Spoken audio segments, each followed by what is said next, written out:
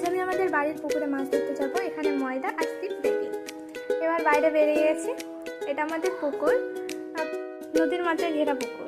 এটা আমাদের ইউনিক পুকুর। এই পুকুরের ধারে যে মাটিগুলো আছে, এখানে মা অনেক গাছ লাগিয়েছে, যেমন বেগুন গাছ আছে, শিম গাছ আছে, আবার মিষ্টি কুমড়োর গাছ আছে।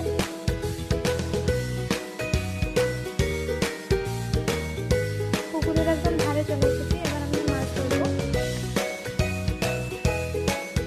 আমি রেডি মাছ ধরার জন্য, কিন্তু মাছ ধরতে পারিনি, এটাই বড় কথা। সেই পুকুরে ফেলার কিছুক্ষণের মধ্যে একটা মাছ চলে এসেছে, কিন্তু এখানে কেউ ছিল না, আমি একা যেহেতু ছিলাম, মাছ আমি ছাড়াতে পারি না, খুব ভয় পাই।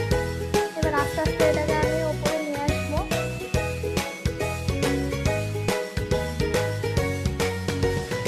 মাছটা ছিল পাঙাশ মাছ যত সম্ভব। চলে এসছে, উপরে তুলে নিয়ে চলে এসছে। এবার মাছটা ছাড়াবে কে, এটাই কথা। মাছটা মনে হচ্ছে মরে গেছে। দেখলাম রাস্তায় এই